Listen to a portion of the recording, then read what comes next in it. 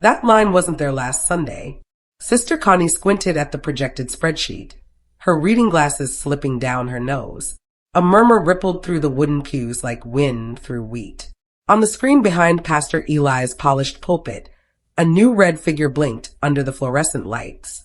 $143,800. Reclassified. Labeled Community Expansion Fund. The problem? There was no expansion. We hadn't laid a single brick. We hadn't even discussed plans. Pastor Eli? The finance chair asked, his voice tight as a guitar string.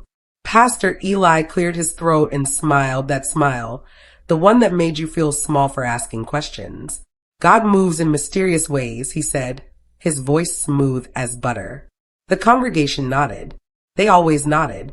But I felt my heart slam against my ribs like it was trying to escape. No, sir. Not this time. Tonight, the audit speaks. Tonight, everyone hears what I've been hearing for 18 months. Tonight, the math talks louder than his sermons. My name is Maren Ellis. I'm 32 years old, and I wasn't always like this. Calm, calculated, cold, some would say. I used to believe everything Pastor Eli said. Every word felt like it came straight from heaven. He told me questioning was doubt, that budgeting was spiritually limiting, that faith meant trusting leadership without evidence. He wrapped manipulation in scripture the way you wrap fish in newspaper. And I tithed until my heat got shut off in February. I sat in my apartment wearing 3 sweaters, eating ramen, while he drove past in his brand new SUV. He said, God will multiply what you give. Turns out, he was the one multiplying. Into his personal accounts, into his vacation fund, into the leather interior of that SUV. I gave because I believed. He took because he could. But I'm not that woman anymore. The woman who froze in February died, somewhere between the 3rd bounce check and the 4th guilt sermon. The first time I caught a math mistake, he said, Maren, you're thinking too much like the world. I had brought up a $9,200 deposit mismatch during a finance committee meeting. The offering envelope said building fund. The bank statement said ministry general. He smiled like a father disciplining a clever child who just said something inappropriate at dinner. Then he made me pray aloud for humility, in front of the entire worship team. 15 people watching while I knelt on carpet that smelled like old coffee and asked God to forgive my prideful mind. That was the moment I stopped trusting and started watching. I went home that night and created my own spreadsheet. I titled it Faith Accounting, because if he could redefine words, so could I. Every Sunday after that, I took notes. Not sermon notes, number notes. And the numbers never lied, even when he did. Anytime someone asked about finances, Pastor Eli would lean back in his chair and say, we don't operate in the world scarcity mindset. But somehow, he always drove the newest vehicle. He claimed every expense was a faith expense. Even the church-paid vacation he took to seek vision in Maui.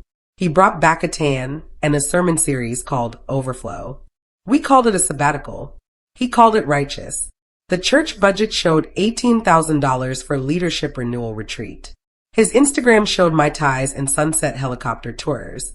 When Sister Connie asked about it in the members' meeting, he said, would you deny your pastor the rest he needs to hear from God?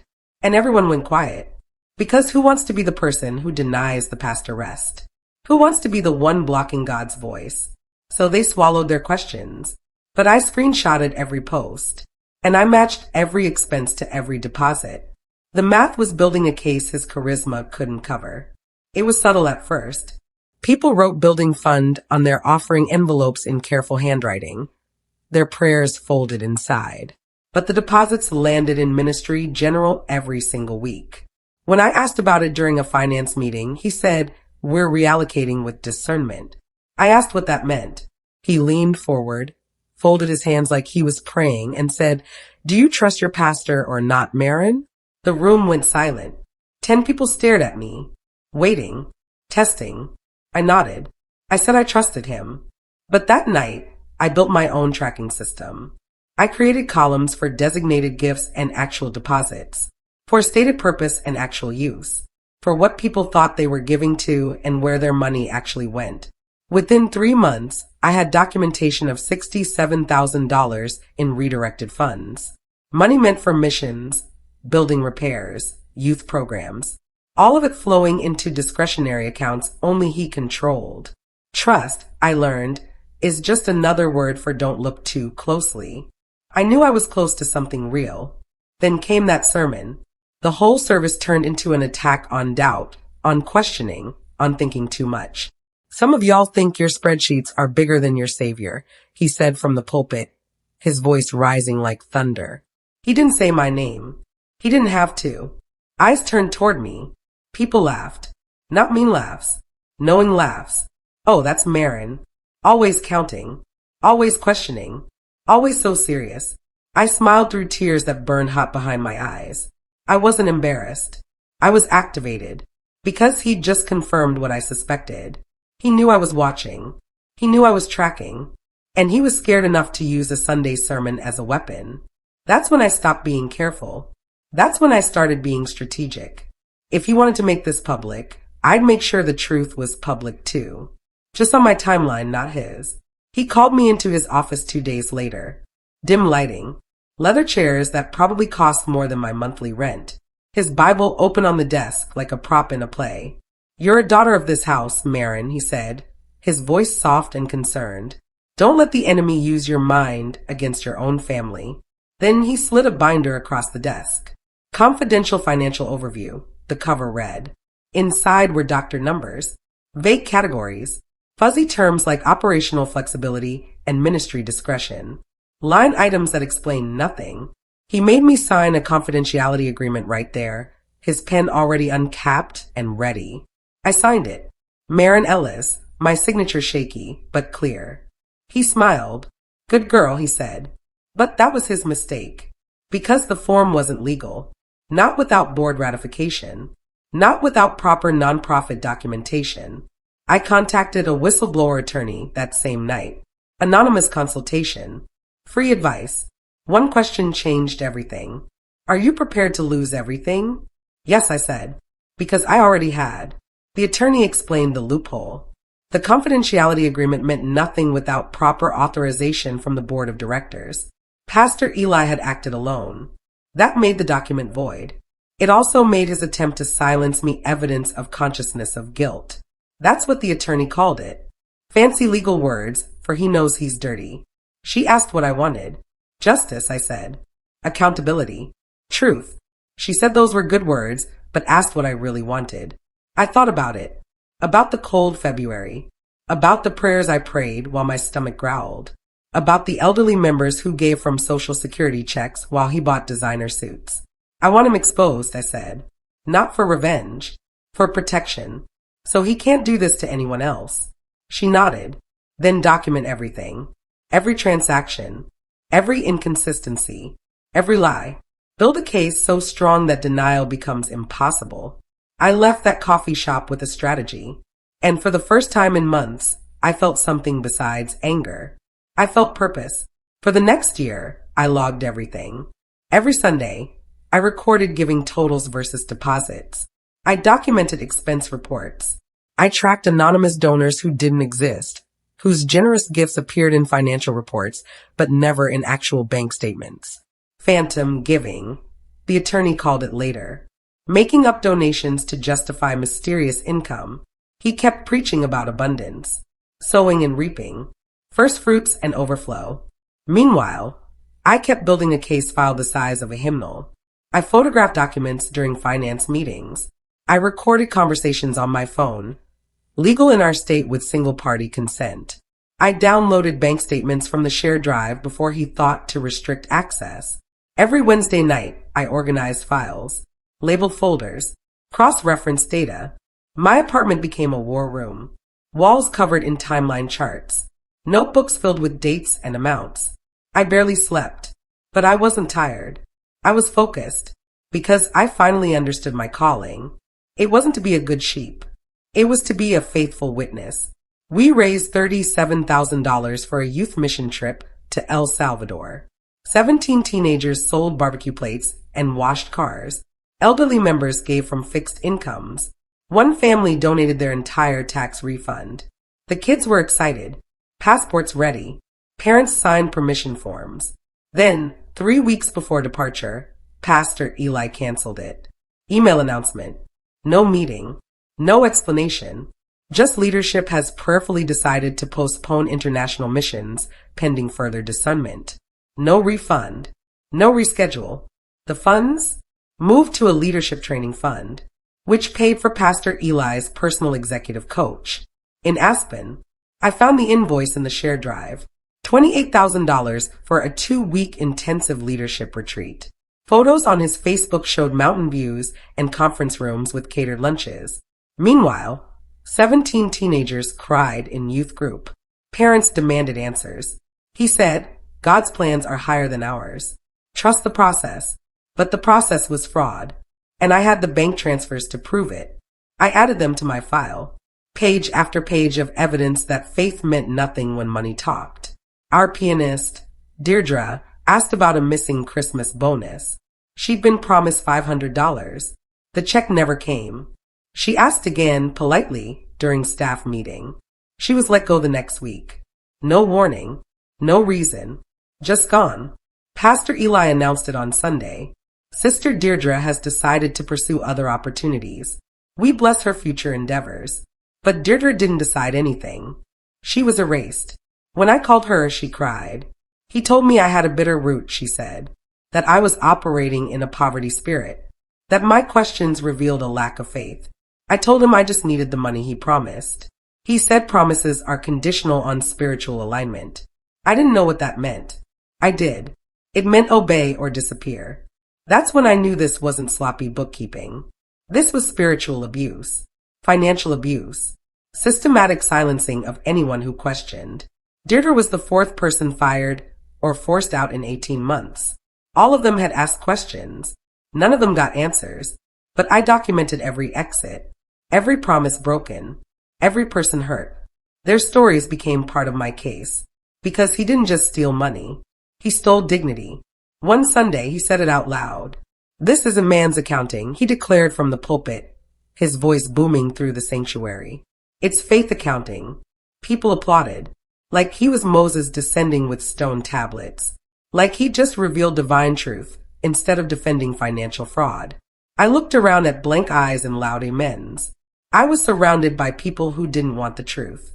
They wanted comfort, certainty, a charismatic leader who made them feel special, chosen, part of something bigger. And he gave them that. In exchange, they gave him unquestioning loyalty and money. So much money. I sat in the 4th pew, hands folded, face neutral. But inside, I was screaming. Because faith accounting meant no accountability. It meant numbers didn't matter. It meant God's will justified everything, even theft. It meant the end of truth. But math doesn't care about faith. Numbers don't lie for anyone. Not even pastors. And I had 18 months of numbers that told a very different story than his sermons. After a big women's conference, he pulled me aside. You're gifted, Marin, he said, his hand on my shoulder.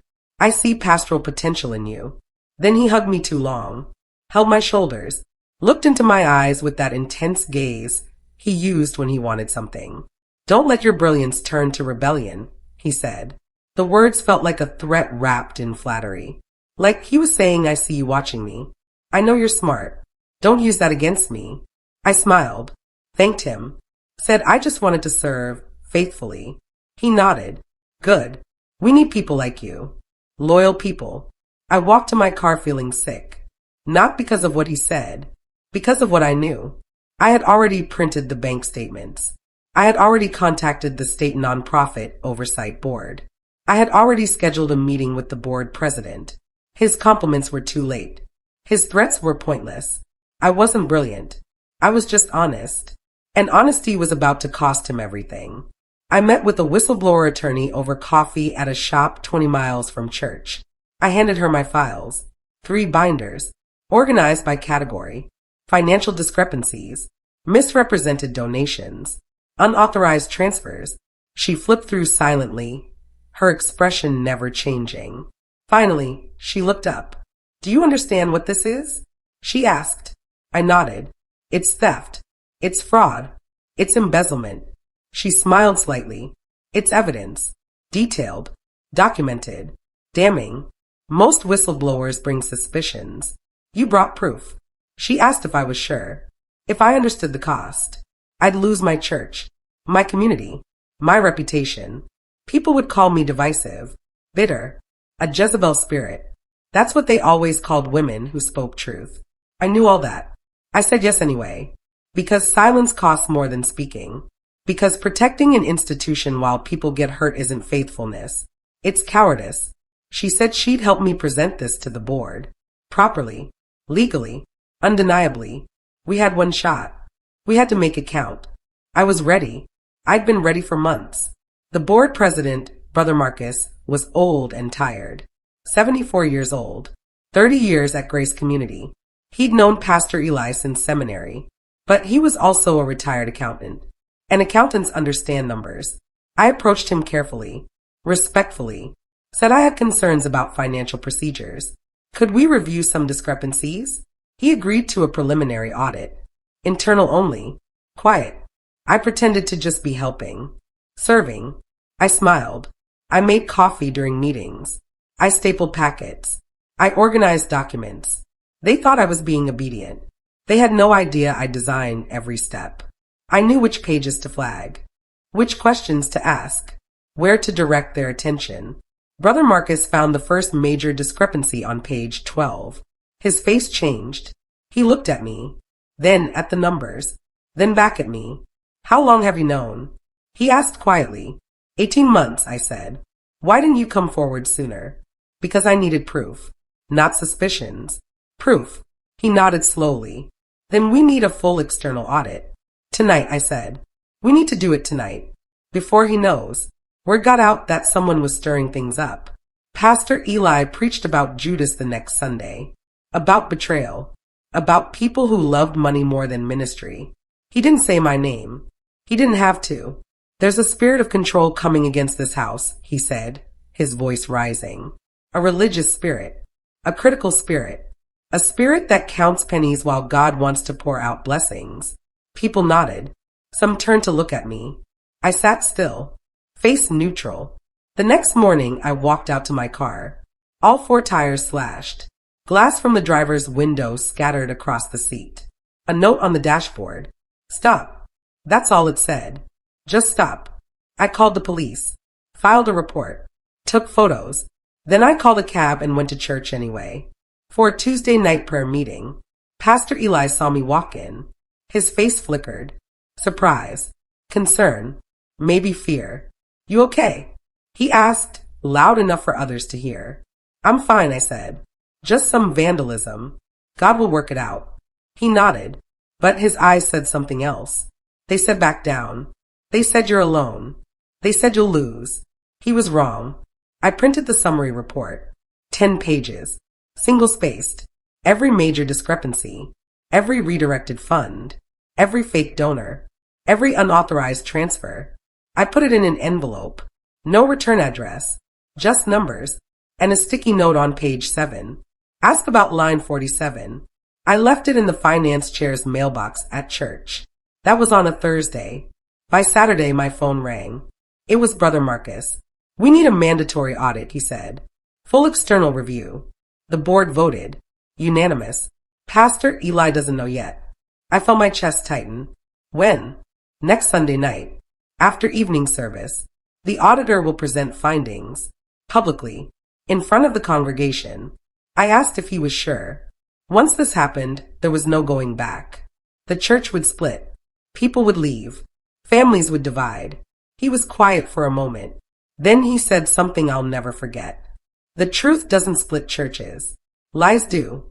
We're just cleaning up the mess. Sunday night. Mandatory attendance. I marked it on my calendar. 18 months of work. Coming down to one night. One presentation. One moment of truth. He cornered me after Tuesday night service. The sanctuary was empty. Just us. The lights half dimmed. Do you want to see me fall? He asked, his voice tight. Is that what this is about? Power? Control? His breath smelled like mint and manipulation. You'll split the church over a few numbers? Destroy families over accounting disagreements? I looked at him. really looked. This man I trusted, followed, believed in. This man who'd used faith as a weapon and scripture as a shield. No, I said quietly. You did that. I'm just showing the math. He stepped closer. You have no idea what you're doing. The consequences. People will blame you. They'll hate you. You'll lose everything. I already lost everything, I said. When I trusted you. When I gave until I had nothing. When I watched you take from people who had less than nothing. That's when I lost. This is just showing everyone else what I already know. He stared at me. Then he turned and walked away. And I stood there in the empty sanctuary. Alone. But not afraid. Not anymore. He called a 21-day fast. Church-wide. Announced it the following Sunday. God is calling us to a season of sacrifice, he said. Of pressing in. Of sowing extravagantly. Miracles are coming. I watched people nod. Excited. Faithful. Ready to give more. It was his distraction campaign. Keep them focused on spiritual warfare while he prepared his defense. But he didn't know the audit was already scheduled. He didn't know the external auditor was already reviewing documents. He didn't know Brother Marcus had already contacted the state nonprofit board. While he preached about fasting, the audit team met in secret. In the old youth room that smelled like carpet cleaner and teenage angst.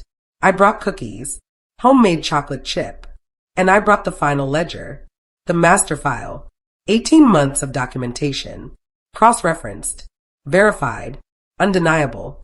The auditor, a woman named Patricia with silver hair and sharp eyes, reviewed it in silence. Then she looked at me. This is the most thorough documentation I've ever seen from a non-professional. I smiled. I had good motivation. She nodded. Just as usually is. The email went out on Friday. Subject line, mandatory financial review meeting. Next Sunday night, immediately following evening service, the board will present our annual financial overview. All members encouraged to attend. I watched Pastor Eli that Sunday morning. He walked on stage like always, confident, charismatic, commanding. He didn't know what they were going to read.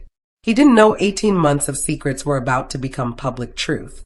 He thought he was still in control. He preached about trust, about faith, about not leaning on your own understanding. The irony was so thick I could taste it. I sat in the fourth pew, hands folded, and whispered to myself what he'd said so many times from that same pulpit. Let there be light. That night, the sanctuary filled up. Unusual for evening service. People sensed something big, something important. Pastor Eli sat in the front row. Calm, composed. Brother Marcus stepped to the podium. The projector lit up behind him. Financial Review 2023. And then everything changed. The audit began. The room was completely silent. You could hear the air conditioning hum. Brother Marcus spoke clearly, calmly. We hired an external auditor to review our financial records. What she found requires immediate attention. The screen changed. Line 47, unaccounted transfer. $143,800. Authorized by Eli J. Kellerman. Destination, personal account. Someone gasped. Someone else coughed. Pastor Eli stood up. His face red. His jaw tight. This is out of context, he said. His voice didn't boom anymore. It cracked. There are explanations. Brother Marcus didn't respond. He just advanced the slide. Next page. Youth Mission Fund. Raised. $37,000. Spent on youth missions, $0. Transferred to leadership training, $28,000. Another slide. Building fund redirects. Phantom donors. Unauthorized salary increases. Fake expense reports. Each slide another nail. Each number another truth. He couldn't talk his way around. He sat back down. Hard. The chair scraped against the floor. And the room stayed silent. 300 people watching their pastor's kingdom crumble. One spreadsheet at a time. He didn't preach after the presentation. Didn't close in prayer. Didn't try to defend himself beyond that one outburst. He just left. Walked out the side door. Got in his SUV and drove away. The sanctuary stayed quiet for what felt like hours, but was probably 5 minutes. People looked around like they'd woken from a spell. Like someone had finally turned the lights on, and they could see clearly. Sister Connie was crying. Not sad crying. Angry, crying. Was that in the budget? She asked no one. Someone behind me whispered, no. That was Marin. I didn't turn around. I just sat there, hands folded, heart pounding. 18 months of work, of fear, of documentation, of questioning if I was crazy, if I was wrong, if I was the problem. And now everyone knew. I wasn't the problem. I was the witness, the truth teller, the woman who counted when everyone else just believed. People started leaving, slowly, quietly. Some stopped to shake Brother Marcus's hand. A few looked at me, some with gratitude, some with blame. I didn't care anymore. The truth was out. That's all that mattered. He emailed his resignation to the board on Tuesday, called it a voluntary sabbatical for personal reflection and spiritual renewal. The board called it resignation for cause, immediate termination, no severance, no benefits, no final sermon, no farewell ceremony. He disappeared the same way he manipulated, silently, strategically, with carefully chosen words that meant nothing. But this time I watched him leave. From my apartment window, I saw him load boxes into his SUV. Personal items from the office, books, that leather chair. He looked smaller somehow, diminished. Not the powerful man from the pulpit, but just a man who'd been caught. His wife sat in the passenger seat, face blank. She'd known. Of course she'd known. But she'd chosen comfort over truth too. They drove away, out of the parking lot, out of our lives, and I felt nothing. Not victory, not satisfaction, just tired relief, like setting down something heavy you'd been carrying too long. Brother Marcus called that afternoon. The state is investigating. Criminal charges possible. Restitution required. I thanked him. He thanked me. Then we both hung up. And it was done. The new interim pastor, Reverend Shaw, was a woman. 60 years old. Gray hair. Kind eyes. No ego. She asked me to help with finances during the transition. I said no. Not because I was bitter. Because I was done. I didn't want control. I didn't want power. I didn't want to be the watchdog or the bookkeeper or the woman everyone looked to when numbers didn't add up. I wanted peace. So I joined the welcome team instead. Handed out bulletins on Sunday mornings. Smiled at visitors. Held doors for elderly members. Simple service. No spreadsheets. No investigations. No secrets. Just greeting people and telling them we were glad they came. It felt good. Clean. Honest. Reverend Shaw understood. She said healing takes time. That whistleblowers carry scars invisible to everyone else. That I'd done my job and now I could rest. So I did. I rested. I worshipped without watching. I gave without tracking. I trusted again. Carefully. Slowly. But I trusted. Because Grace Community wasn't Pastor Eli. It was Sister Connie, Brother Marcus, Deirdre, me. All of us broken people trying to follow Jesus. And we could do that without a con man at the pulpit. 6 months later, I gave again. Not a tithe. That word still tasted bitter. A donation.